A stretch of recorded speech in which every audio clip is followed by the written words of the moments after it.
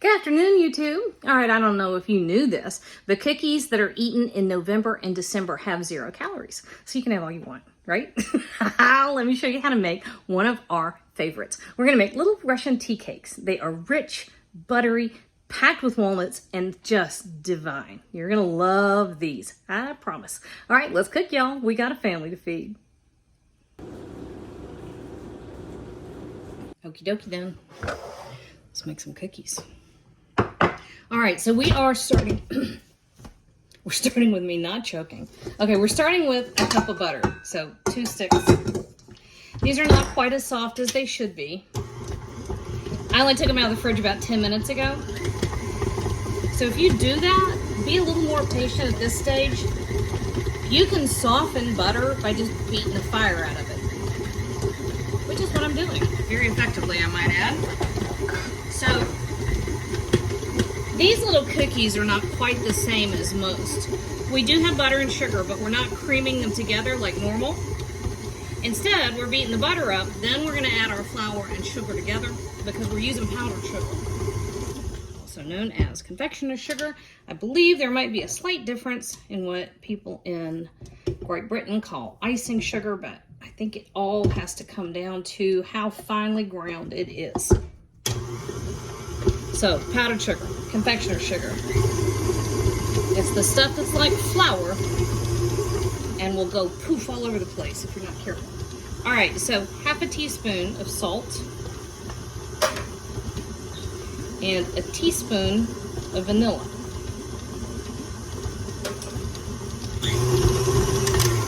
And then look here. Y'all hear me all the time talking about wiping down the sides of your bowl or scraping it down. You see all that puddle of vanilla in the bottom? Look, that's never gonna mix in.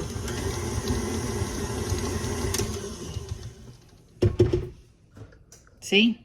It's never gonna mix in without a little bit of help. This particular mixer stops just a fraction short of the bottom of the bowl.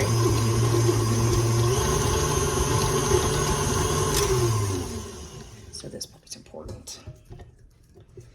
You're just making sure it's all incorporated. You don't want like puddles of vanilla somewhere. There we go. All right. While that's doing that,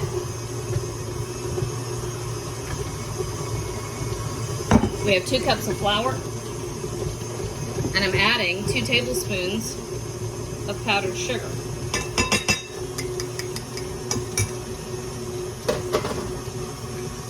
Okay, that can hush now. And if you have a sifter, use a sifter, that's fine. This is almost all there is for these cookies.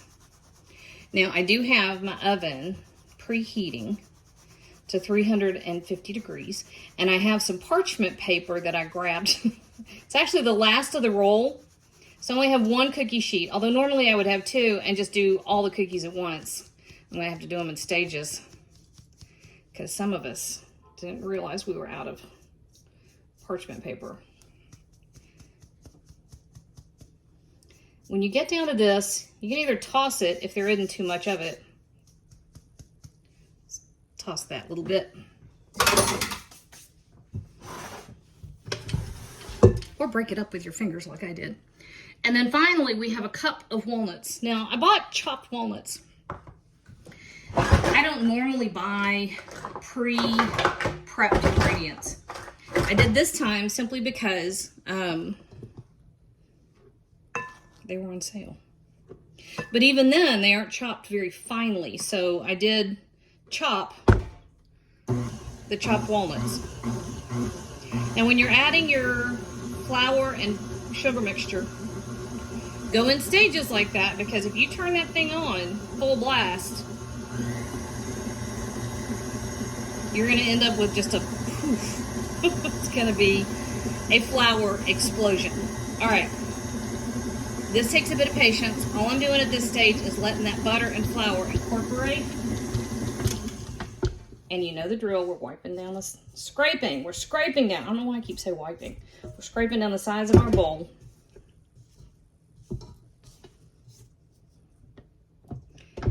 So just a bit of patience, okay?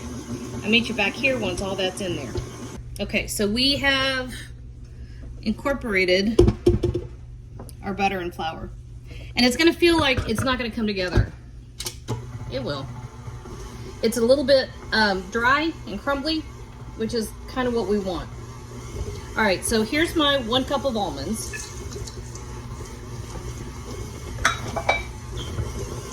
And this is our final ingredient for the mixing bowl. And we have to fiddle with it a bit because the nuts all fall to the bottom, just like the vanilla did. And don't want to really incorporate right away because it's a sticky mess. Okay.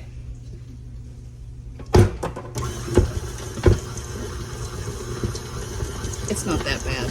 I made it way too dramatic.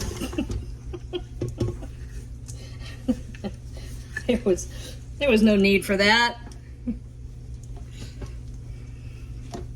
All right, let's see.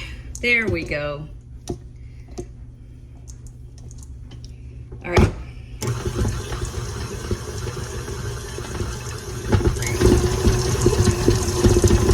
I'll do it. All right, everybody off the batter. And then we're gonna get our cookie sheet.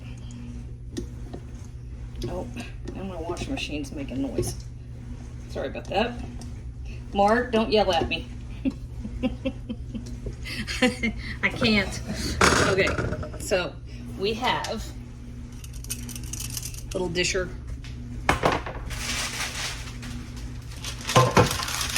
And our parchment paper. Now these are gonna get baked just like this.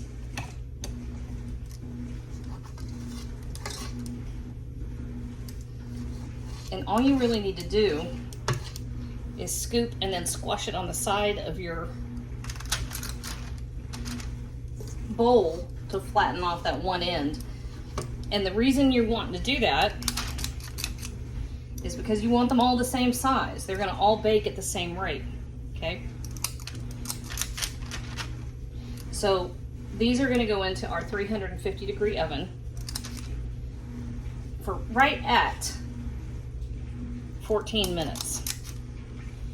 You don't want to overbake them, but you do want the butter and the flour to cook together enough to bake off the raw flour taste. Boop, boop. And then while that's getting ready, we're going to get our last of our powdered sugar ready to roll these guys in when they come out of the oven. Okay? Okay, so 14 minutes, 350 degrees, and toss in powdered sugar. Be right back. All right, so our cookies are out of the oven. Just like this. You want to let them cool down a little bit so that you can handle them, but not too much, because you want to do this step while they are still warm. If you do it when they're too warm, this is just powdered sugar, y'all. If you do it when they're too warm, the powdered sugar will just melt, and you want them to have that beautiful little coating, okay? And this is all there is to this. I mean, this is minimal ingredient and minimal effort, but these are a beautiful, rich, buttery flavor bomb, all right?